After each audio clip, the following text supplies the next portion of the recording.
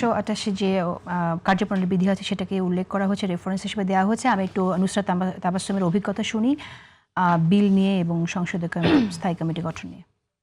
আমাদের সংসদের শেষ দিন এই অধিবেশনের, আমাদের লাস্টের দিকে এরকমও চাওয়া হচ্ছিল যে অন্তত 30 মিনিট সময় এই বিলটা নিয়ে আলোচনা করা হোক, কিছুটা সময়। অনুলিপি ওই দিন যেই সময় দেওয়া হয়েছে এবং তারপরে বিলটা যখন উত্থাপন হয়েছে, মাঝের সময়টা এতটাই কম ছিল যে সংসদের অন্যান্য কার্যকলাপ চালিয়ে গিয়ে ওই বিলটা পুরোপুরি প্রথম থেকে শেষ পর্যন্ত একবার পড়াও সম্ভব ছিল না।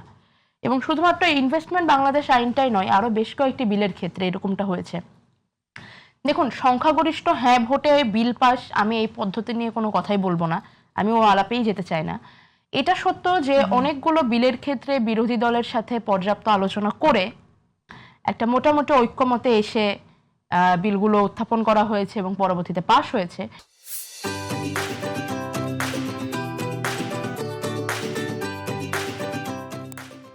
কিন্তু বেশ কিছু গুরুত্বপূর্ণ বিলের ক্ষেত্রে, বিশেষ করে এই স্পেসিফিক বিলটার ক্ষেত্রে, আমি বিরোধী দলের প্রত্যেককে অসন্তুষ্ট দেখেছি এবং অনেককেই এটা নিয়ে, প্রত্যেকের দাবি এটাই ছিল যে অন্তত এটা নিয়ে আলোচনা করা হোক।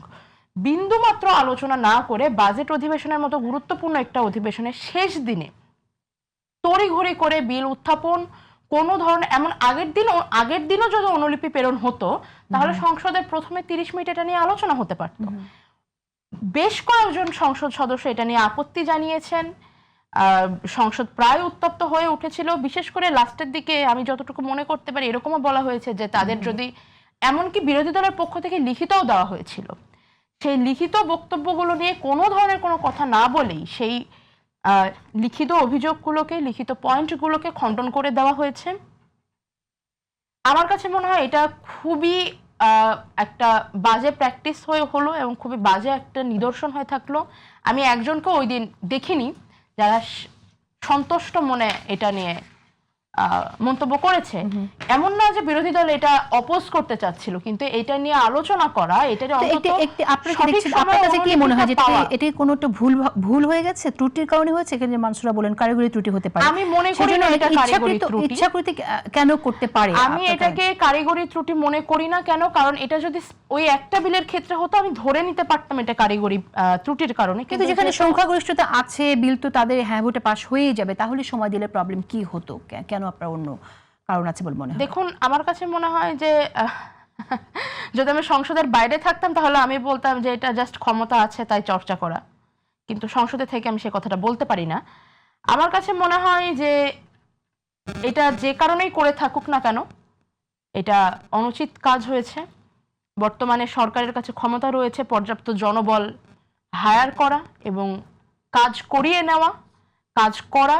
একটা স্পেসিফিক বিলের ক্ষেত্রে হলে আমি এটা মেনে নিতাম যে এটা কারিগরি ত্রুটির কারণে, কিন্তু যেহেতু আরো কয়েকটা বিলের ক্ষেত্রে এই ঘটনাটা ঘটেছে এবং সেই বিলগুলো সবগুলো যে লাস্টের দিনে হয়েছে এমনটাও নয়, তার সংসদ শেষ হওয়ার বেশ কয়েকদিন আগেও এরকম ঘটনা ঘটেছে। সেক্ষেত্রে আমি মনে করি এটা এরকম ঘটনা যাতে আর না ঘটে, সেজন্য এখন আমি মানসুর আলম আপনার কাছে শুনতে চাই, আপনি সরকার দলীয় সংসদ সদস্য, আপনি কোনো দাবি তুলবেন কিনা? সেটা আসলে আমি, যেহেতু সংসদে অধিকাংশ কার্যক্রম ঐক্যমত্যের ভিত্তিতে হয় এবং বিরোধী দল তাদের সেখানে তারা তাদের মতামত দেন, বেশিরভাগ সময় তারা ঐক্যমত্যে পৌঁছান, সহাবস্থানের মধ্যে থাকে। তো আমি সুনির্দিষ্ট ছোট এই একটা বা দুইটা ঘটনার ক্ষেত্রে তারা বিভিন্নভাবে উত্তপ্ত হয়ে পড়েছিলেন, কিন্তু আমি যতটুকু বুঝি হয়তো সামনে আবারও ঐক্যমত্য তৈরি হবে এবং ঐক্যমত্যের ভিত্তিতেই কিন্তু বিলগুলো হবে। তো আমি জানি না আসলে যে আরো এই ধরনের ঘটনা ঘটবে কিনা। আশাবাদ রাখি আমরা, এরকম দৃষ্টান্ত আর দেখতে চাই না।